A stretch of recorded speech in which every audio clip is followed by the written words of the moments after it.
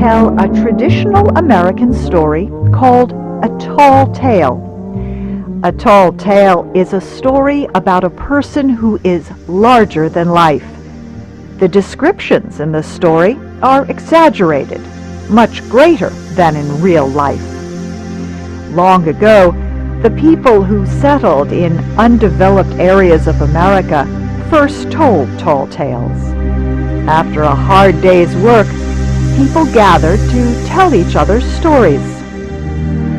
Each group of workers had its own tall tale hero.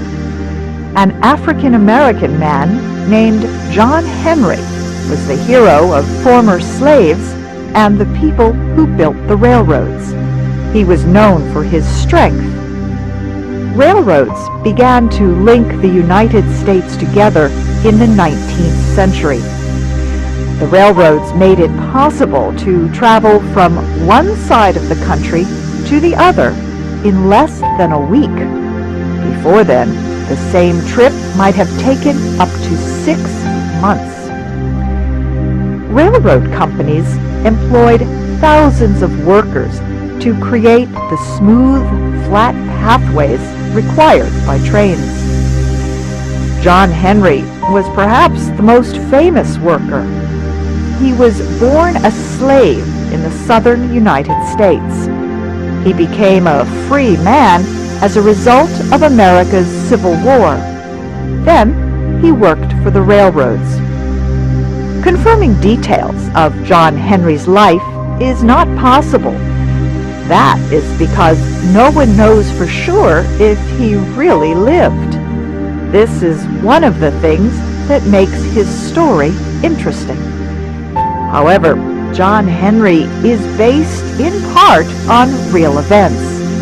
Many people say he represents the spirit of growth in America during this period. Now, here is Shep O'Neill with our story.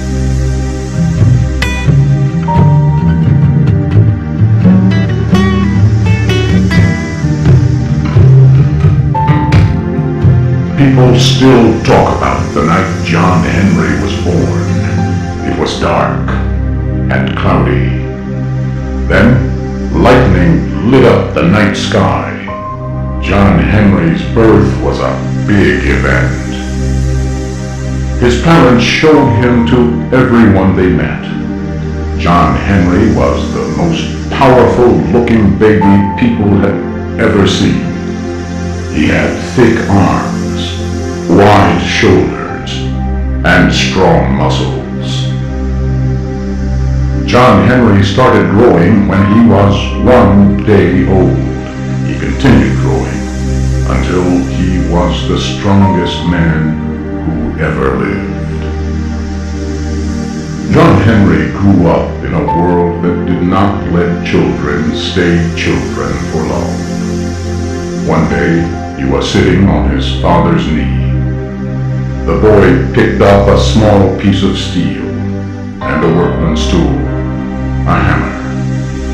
He looked at the two objects, then said, "A hammer will be the death of me." Before John Henry was 6 years old, he was carrying stones for workers building a nearby railroad. By the age of 10, he worked from early in the morning until night. Often, he would stop and listen to the sound of a train far away. He told his family, "I am going to be a steel driver someday." Steel drivers helped create pathways for the railroad lines. These laborers had the job of cutting holes in rock.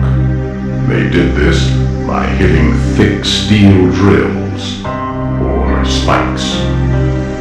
By the time John Henry was a young man, he was one of the best steel drivers in the country. He could work for hours without missing a beat.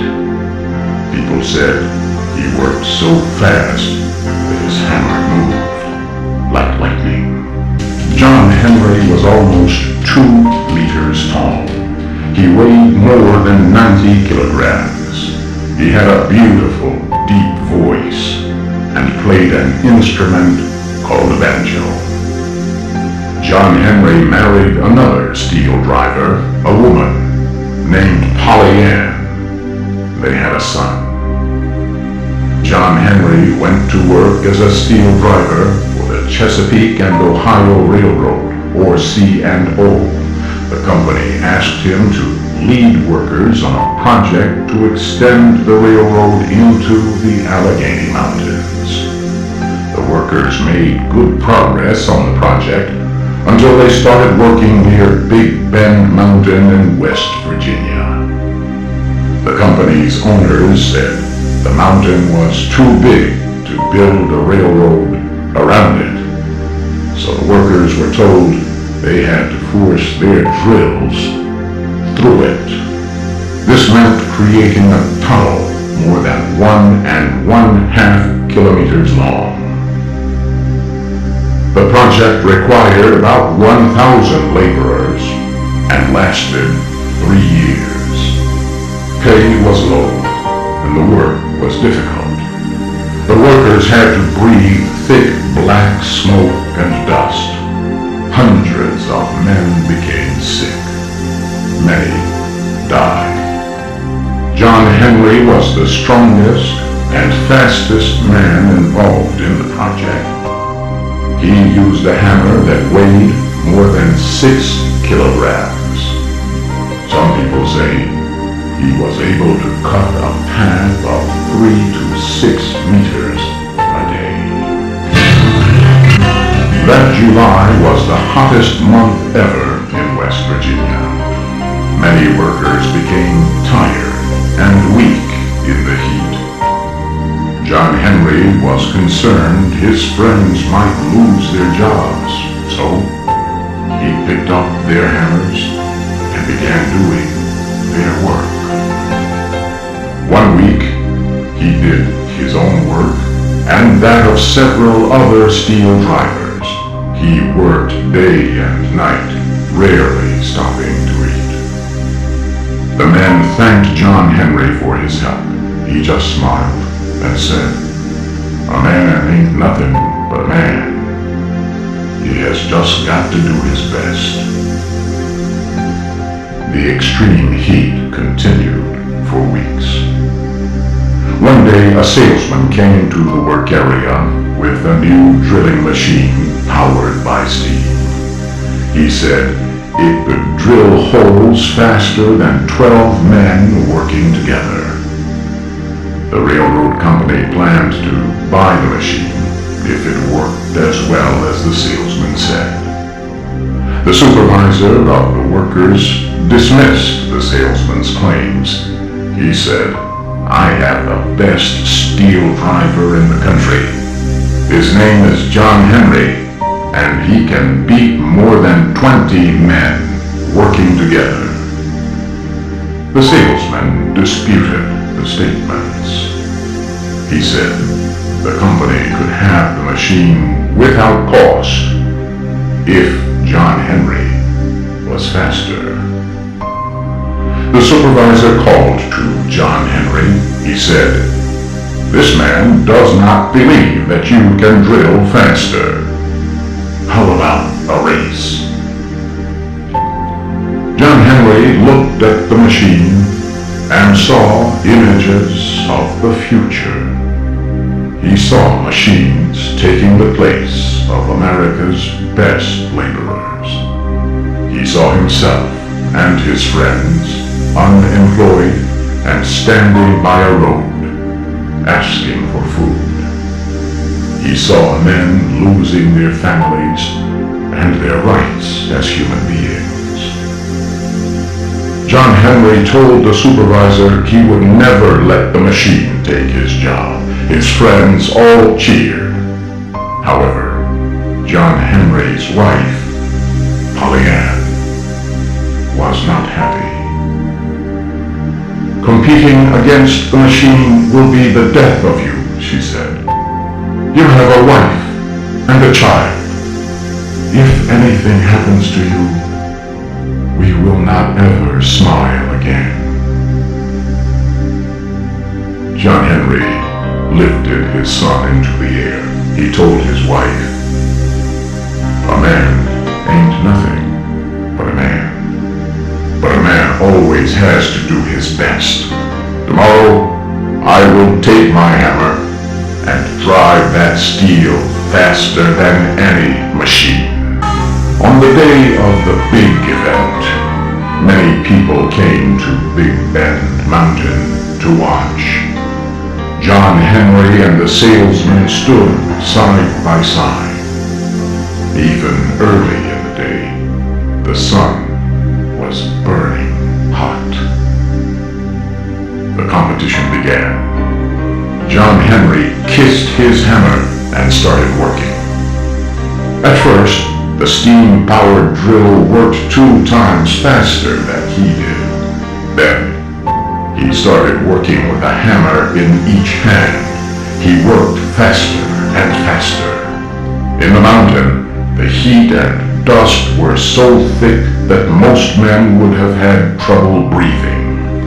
The crowd shouted as clouds of dust came from inside the mountain. The salesman was afraid when he heard what sounded like the mountain breaking. However, it was only the sound of John Henry at work. Polly Ann and her son cheered when the machine was pulled from the tunnel. It had broken down. Polly Ann urged John Henry to come out, but he kept working faster and faster. He dug deep into the darkness, hitting the steel so hard that his body began to fail him.